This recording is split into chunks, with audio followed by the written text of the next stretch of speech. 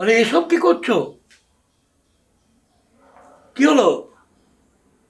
আরে কথা বলছো না কেন? তুমি জামা কাপড় গোছাচ্ছ কেন? তুমি কি তুমি কি বাড়ি ছেড়ে চলে যাবে? বাড়ি না ছাড়লে ডিভোর্স পেতে অসুবিধা হবে। তুমি ডিভোর্স চাইছো কেন? আরে বলো, তুমি ডিভোর্স চাইছো?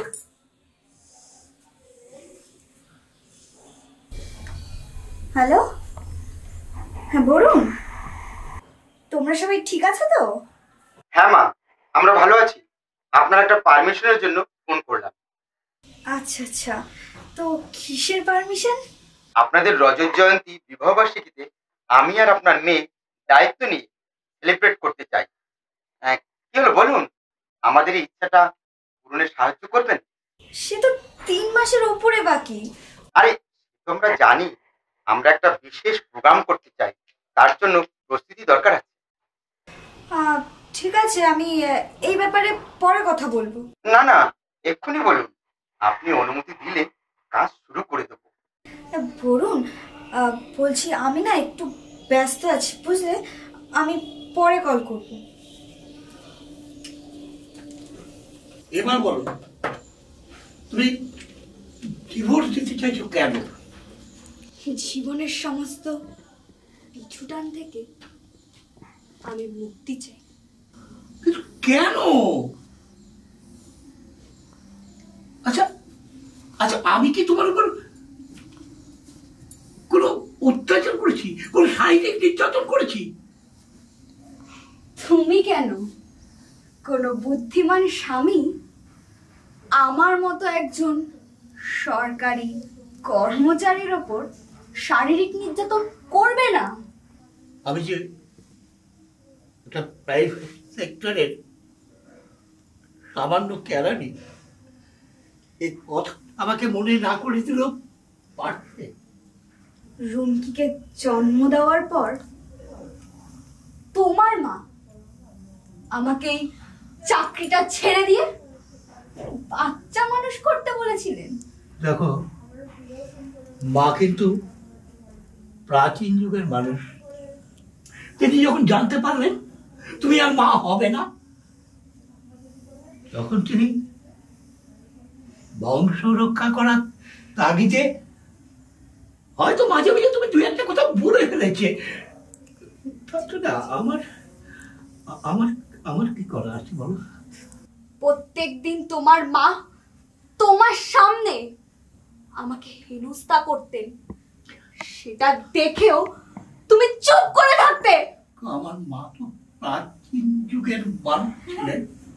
তিনি যখন জানতে পারলেন তুমি আর মা হতে পারবে না, তখন তখন হয়তো তিনি মাঝে মধ্যে তুই একটা বাজে কথা বলে ফেলেছেন। আমি আমি আমি তার কি করতে পারি বলো? আমি কি করতে পারি বলো? বাজে কথা সেটা জেনেও তুমি আমাকে বলতে, একটু একটু অ্যাডজাস্ট করে নাও। অ্যাডজাস্ট আমার তো আর কিছু করার ছিল না, কারণ আমার মা যখন দেখলেন আমাতেই এই বংশটা এর হয়ে যাবে, তখন তো মা তোমাকে বেশ কিছু বাজে কথা বলে ফেলেছে, আমি জানি। কিন্তু আমার ছিল। হ্যাঁ হ্যাঁ হ্যাঁ, তাই তো কি করবে তুমি? অবস্থা চরমে উঠলে? দেখো, যখন অবস্থা চরমে উঠেছিল তখন কিন্তু আমি তোমাকে ডিভোর্স দিতে চেয়েছিলাম। আরে সে তো তোমার ওই কি ডিভোর্সি, হ্যাঁ ডিভোর্সি কলিগ মালতীকে তার ছেলে সহ বাড়িতে তুলে আনলে। যে কারণেই হোক না কেন, আমি তোমাকে ডিভোর্স দিতে চেয়েছিলাম, তুমি সেদিকে বিচ্ছার ডিভোর্স দাওনি। আমি রুমকিকে তার বাবার ভালোবাসা থেকে বঞ্চিত করতে চাইনি, জানো? সেটা কিন্তু সম্পূর্ণ সত্য নয়। আসলে আমার মা মালতীকে ঘরে আনার ব্যাপারে অগ্রণী ভূমিকা নিয়েছিল। তাই তুমি তোমার সমস্ত শক্তি প্রয়োগ করেছিলে বিয়েটাকে বানচাল করার জন্য। এটাই সত্য কথা। তাই তো, তার জন্যই তো তুমি আর তোমার মা দুজন যৌথভাবে আমার উপর নির্যাতন শুরু করে দিয়েছিলে। আমাকে ঘর থেকে বের করে স্টোর রুমে থাকতে বাধ্য করে। তুমিও যাইনি আশ্রয় নিয়ে আমাকে আমার ঘর থেকে স্টোর রুমে থাকতে বাধ্য করিয়েছিলে। ভুলে গেছো? ভুলে গেছো সব কথা? তোমার জন্য আমার মা স্ট্রোক হয়েছিল। এবার নিশ্চয়ই বলবে আমি তোমার মাকে মেরে ফেলেছি। সেটা অস্বীকার করতে পারো? সেটা কি সম্পূর্ণ সত্য নয়? তোমার জন্য আমার মা সেদিনকে রুমকে বাড়ি থেকে বের করে হোস্টেলের নারীকে আমার মা রুমকের জন্য একাকিত্ব অনুভব করে। রুমকে যদি আমি হোস্টেলে না পাঠাতাম তাহলে এই পরিবেশে রুমকি মানুষ হতে পারতো না। আমি এই পরিবেশেই মানুষ হয়েছি। ও হ্যাঁ, সেটা তো হয়েছে, কিন্তু আমি রুমকে তোমার মতো মেরুদণ্ড বানাতে চাইনি। মুখে আগল দাও মাধু, মুখে আগল দাও। মনে রেখো আমি তোমার স্বামী। স্বামীর অধিকার ফলাতে এসেছো? তা স্বামীর কোন দায়িত্বটা তুমি পালন করেছো বলো? কোন দায়িত্বটা পালন করেছো? যে প্রেমিকের হাত ধরে বাড়ির সকলের অমতে বাড়ি থেকে বের হয়ে গেছিলাম। রুমকি জন্মের পর সেই প্রেমিককে আমি আর খুঁজে পাইনি, জানো?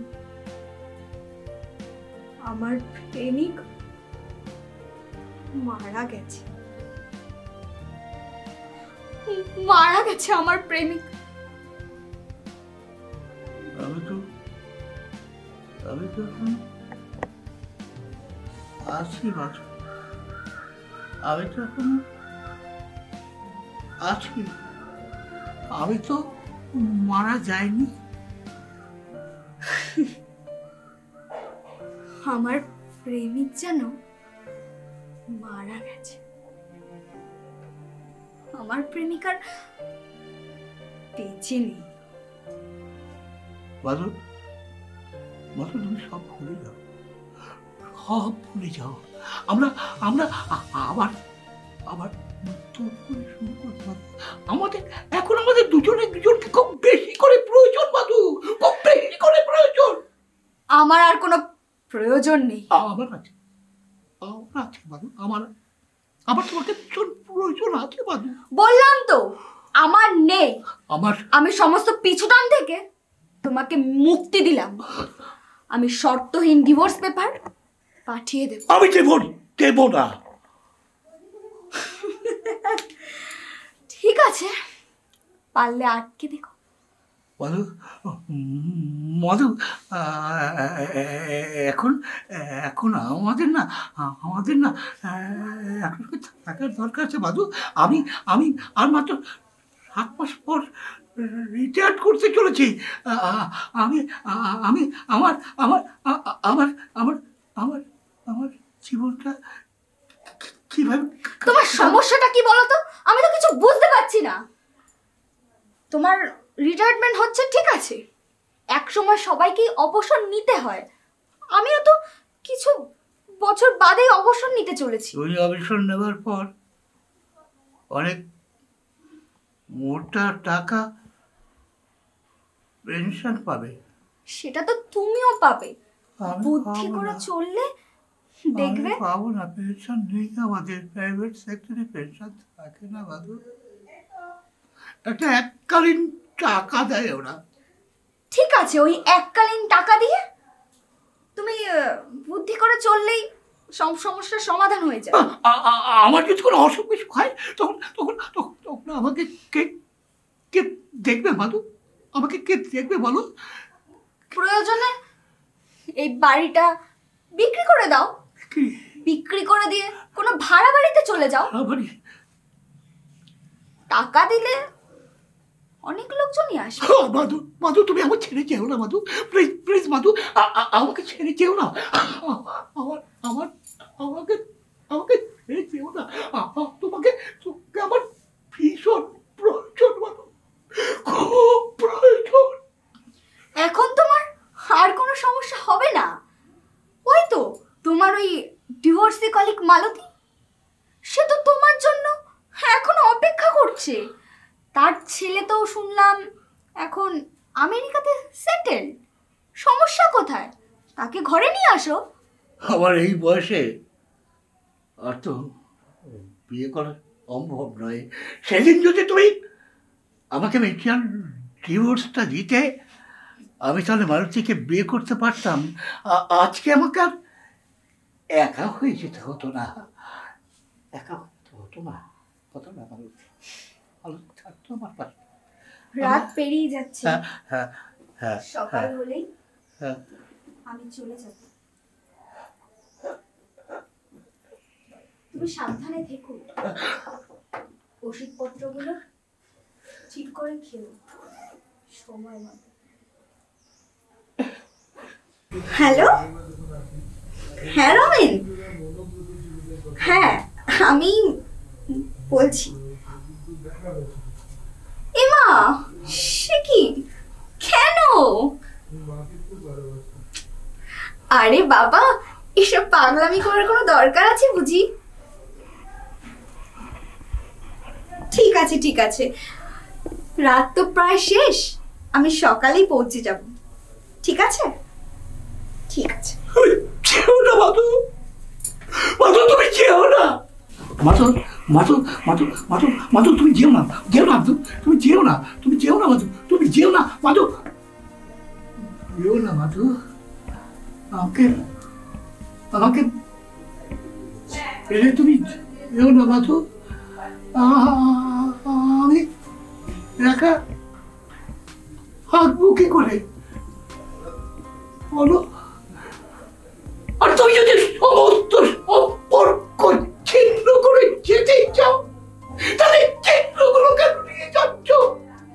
নাও, খুলে নাও।